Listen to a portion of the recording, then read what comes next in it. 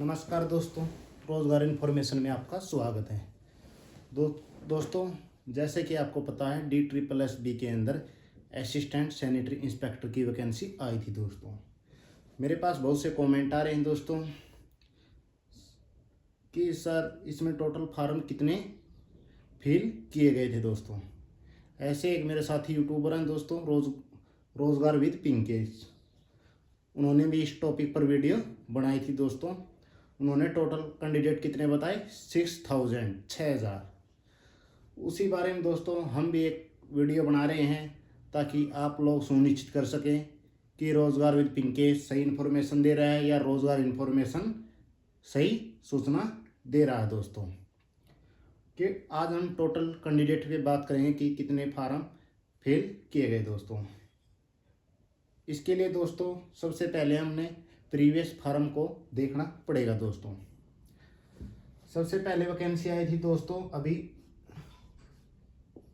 DGHS के अंदर sanitary inspector के दोस्तों, उसका लेवल 7 के अंतर्गत सैलरी मिलती है दोस्तों। उसमें लेवल जो है 7, तो उसमें दोस्तों सबसे पहले योग्यता क्या थी, एजुकेशन क्वालिफिकेशन ग्रेजुएशन दोस्तों। उसमें दोस्तों ग्रेजुएशन पास कैंडिडेट फार्म को फिल कर सकते थे। इसके साथ साथ दोस्तों 12th pass plus diploma assistant sanitary HSI ये डिप्लोमा दोस्तों, इसमें भी प्लस है डिप्लोमा। तो दोस्तों इसकी क्वालिफिकेशन ये थी, ग्रेजुएशन और 12th पास और डिप्लोमा प्लस 2 ईयर एक्सपीरियंस। इसमें दोस्तों 2 ईयर का एक्सपीरियंस मांगा गया था। इसके बाद दोस्तों एज लिमिट इसमें 30 वर्ष थी। हमें पूरे फैक्टर को समझना पड़ेगा दोस्तों टोटल कैंडिडेट के लिए। एक एक पॉइंट को हम नोट करेंगे दोस्तों। एज थी 30, OBC की हो गई दोस्तों 33, SC की हो गई 5 साल की छूट और ST को भी दोस्तों। तो दोस्तों इसके बाद ये 3 फैक्टर हो गए। इसके बाद टोटल कैंडिडेट कितने थे आपको पता है दोस्तों। टोटल कैंडिडेट 6,000 थे। टोटल कैंडिडेट 6,000 फार्म फिल हुए थे दोस्तों DGHS के अंदर।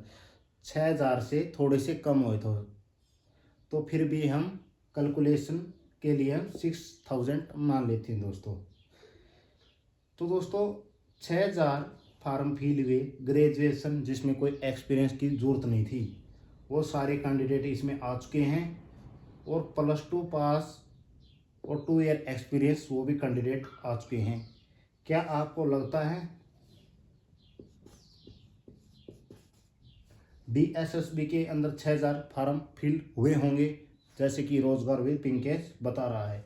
क्योंकि दोस्तों जो ग्रेजुएशन है उसमें DGHS के अंदर एक्सपीरियंस की आवश्यकता नहीं थी, वो ऐसे ही फार्म को फिल कर सकते थे। उन्होंने फार्म को फिल किया, लेकिन जो +2 थे उनको 2 ईयर के एक्सपीरियंस की ज़रूरत पड़ती थी दोस्तों। इसके लिए एजुकेशन है दोस्तों +2 pass plus diploma plus 2 year experience. ये कंडीशन चाहे ग्रेजुएशन हो चाहे +2 पास हो उनको पूरी करनी पड़ेगी दोस्तों। इसके बाद एज फैक्टर दोस्तों इम्पोर्टेंट, 27 एज 18 से 27 और SC 32, ये दोस्तों एज फैक्टर है। अब दोस्तों मान के चलो 6,000 टोटल कैंडिडेट है, ग्रेजुएशन वाले के पास एक्सपीरियंस नहीं हो तो भी फार्म को फिल कर सकते हैं। इसमें करीबन हम इनको मान लेते हैं कि आधे इनमें से ग्रेजुएशन वाले हैं और आधे जो है +2 पास एक्सपीरियंस वाले हैं। तो हम 2 से डिवाइड कर देंगे दोस्तों। टोटल फार्म 3000 हम मान लेते हैं दोस्तों। मान के चलते कि 3000 फार्म इसमें फिल किए गए हैं। तो इसके अंदर अब दूसरा फैक्टर यूज होगा दोस्तों। वो फैक्टर क्या था दोस्तों? जैसे इसमें एज है लिमिट 30 साल, इसमें है 27 साल, 3 साल का ये गैप आ गया दोस्तों जर्नल कैंडिडेट के लिए। इसमें हम 3 सालों के अंदर कितने कैंडिडेट बाहर हो जाएंगे दोस्तों? क्योंकि इसमें एज लिमिट 27 है, इसमें 3 साल एक्स्ट्रा इसको मिल रही हैं दोस्तों जर्नल कैंडिडेट को। वो इसको फार्म को फिल करेंगे दोस्तों। 3 साल के अंदर लगभग दोस्तों आप 800 कैंडिडेट लगा सकते हो दोस्तों, 800। तो इसमें से हम माइनस करेंगे दोस्तों 800, कितने रह गए? 2200 कैंडिडेट रह चुके हैं दोस्तों। क्योंकि दोस्तों इसमें 30 साल एज लिमिट थी, इसमें 27 है, यानी कि 3 साल प्लस वाले इसमें वो भी ऐड हुए थे, इसमें वो कम होंगे दोस्तों। इसके बाद दोस्तों कुछ ऐसे कैंडिडेट भी हैं जो दोस्तों 2009 में जिसके एज होने वाली थी, अभी जो नवंबर में वैकेंसी आई थी, 30 साल होने में कुछ ही दिन बाकी होंगे, कुछ ही महीने होंगे, वो भी इस DSSS से बाहर हो गए हैं दोस्तों। इसके बाद दोस्तों ये OBC कैंडिडेट हैं। OBC का 33 साल, और इसमें OBC जर्नल में काउंट होता है दोस्तों। OBC के कैंडिडेट कितने मिलेंगे दोस्तों? कम से कम हम मान के चलते हैं 500 दोस्तों, क्योंकि इसमें 33 से 27 6 साल का गैप आ गया दोस्तों। 6 साल में हम 500 तो कम कर ही सकते हैं दोस्तों। 6 साल में 500 कैंडिडेट कुछ ज़्यादा भी नहीं होते दोस्तों, हम कुछ कम भी नहीं होते। तो 500 कैंडिडेट हम कम कर सकते हैं दोस्तों आसानी से। इसमें यदि आपको लग रहा है मैंने ज़्यादा कम कर दिए, तो मैं इसमें 500 कम कर रहा हूँ दोस्तों। तो इसमें कितने हो गए दोस्तों? 1700 कैंडिडेट दोस्तों। अब हम आते हैं तीसरे फैक्टर पे, SC। इसमें दोस्तों जो SC है वो 32 साल तक फार्म को अप्लाई कर सकता है दोस्तों। और इसमें SC कितना? 35 साल तक। तो दोस्तों बहुत ज़्यादा डिफरेंस आ गया 3 साल का। इसमें 35 साल, इसमें 32, 3 साल में SC को ज़्यादा मिल रही है इधर। फिर 3 साल ज़्यादा मिलते हुए भी 6000 फार्म अप्लाई हुए थे, इधर 3 साल कम होंगे तो ऐसे कैंडिडेट भी कम होंगे। जो मान ले पिछले नवंबर जो थे वो 33 के हो रहे थे, वो फार्म को फिल कर रहे थे। जो 34 के हो रहे वो फार्म, जो 35 वो फार्म को फिल कर रहे थे, लेकिन इसमें वो बाहर हैं क्योंकि इधर 32 एज है उनकी। तो इसमें हम कितने कम करें दोस्तों?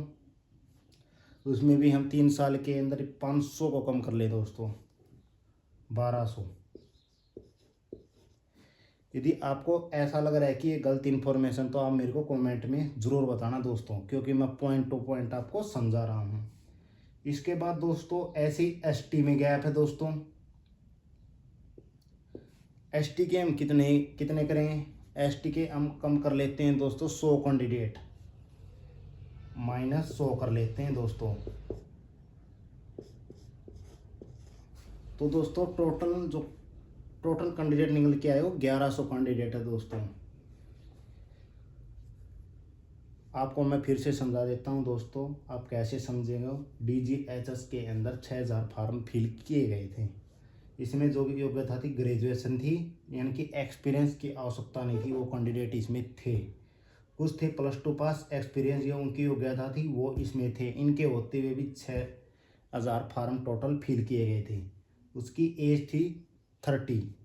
OBC जो कैंडिडेट थे 33, और जो SC 35, इनको भारी मात्रा में छूट मिल रही थी दोस्तों, जो OBC को इधर छूट नहीं मिल रही। तो ग्रेजुएशन विद डिप्लोमा दोस्तों, इधर तो एक्सपीरियंस मांग रखा है, जैसे +2 पास हो चाहे ग्रेजुएशन हो, 2 ईयर का एक्सपीरियंस होना अनिवार्य है। इसलिए हमने दोस्तों 2 से डिवाइड कर लिया। हमने मान के चल लिया कि 3000 एक्सपीरियंस वाले थे, ऐसा होगा नहीं दोस्तों। तो हमने 3,000 टोटल मान के हम चले। फिर दोस्तों जैसे इसको 3 साल मिल रही हैं और जर्नल को 30 इधर मिल रही है, तो 3 साल इनको ज़्यादा मिल रही है, तो 3 साल के हम इधर कैंडिडेट इक्वेशन को बराबर करने के लिए हम 3 से इधर माइनस कर देते हैं। तो हमने 800 माइनस किया दोस्तों। 3 साल के अंदर जर्नल के 800 कैंडिडेट होंगे, 2200 टोटल कैंडिडेट रह गए दोस्तों। ऐसे ही दोस्तों ओबीसी में, इधर ओबीसी में 33 साल थे और इधर 27 है। 6 साल का डिफरेंस आ गया दोस्तों। 6 साल में हमने सिर्फ 500 कैंडिडेट आउट करे दोस्तों। टोटल कैंडिडेट रह गए 1700। इसके बाद दोस्तों ये सिचुएशन एससी के अंदर है, हमने फिर 500 और 100 एसटी के कैंडिडेट हमने रिमूव कर दिए, तो टोटल 1100 कैंडिडेट है दोस्तों। आप इससे गैस अनुमान लगा सकते हैं कि टोटल 1000 से लेकर ज़्यादा है ज़्यादा 1300 या 1400 इतने टोटल कैंडिडेट होंगे। और दोस्तों जैसे ही आरटीआई की इन्फॉर्मेशन आएगी वो तुरंत आप लोगों के साथ शेयर कर दी जाएगी। और कैंडिडेट 1100 दोस्तों, आपके लिए कंपटीशन बहुत कम है। 350 प्लस वैकेंसियाँ है। एक वैकेंसी पे 4 कैंडिडेट भी नहीं मिल रहे दोस्तों DSSS को।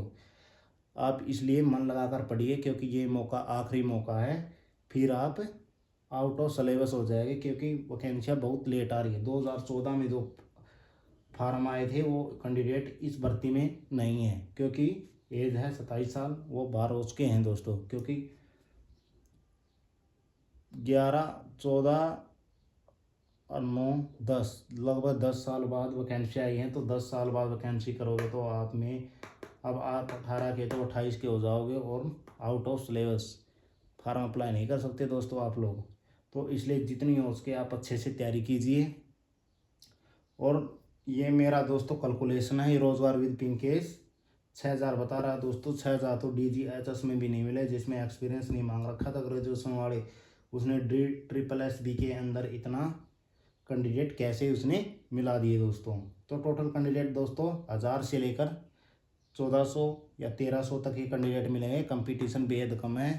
4 एक वैकेंसी है, 4 कैंडिडेट है, इसलिए आप तैयारी करते रहे। एक अच्छी सी बुक लेकर, बुक दोस्तों कमेंट आ रहे हैं मेरे पास बुक के लिए। बुक दोस्तों कोई बुरी नहीं होती, पढ़ने जितनी बुक पढ़ोगे उतना ही आपका बेनिफिट है। अमेजन से कोई भी बुक आप मंगा सकते हो दोस्तों। बुक के लिए वो ख़राब है वो नहीं है, बुक सभी स्पेशल होती हैं दोस्तों, स्पेशली बनाई गई हैं। कुछ बुकों के हैं एक्स्ट्रा बेनिफिट होते हैं दोस्तों, वो एक अलग बात है। एक्स्ट्रा बेनिफिट हम ये नहीं कह सकते कि वो बुक ख़राब है, वो भी अच्छी है दोस्तों। यदि आप एक बुक को तैयारी करोगे तो आप परफेक्ट हो जाओगे। ऐसी ख़राब जो बुक आपको लग रही है ना ख़राब, वो भी अच्छे से याद कर लोगे ना तो भी आप फार्म को क्लियर कर दोगे दोस्तों। आप नौकरी लग जाएगी असिस्टेंट सैनिटरी इंस्पेक्टर की। बहुत हाई पोस्ट है दोस्तों, ग्रुप C की ये पोस्ट है। और जैसे कि मैंने फैसिलिटी है बहुत वीडियो में बताई आपको फैसिलिटी कितनी मिलेगी।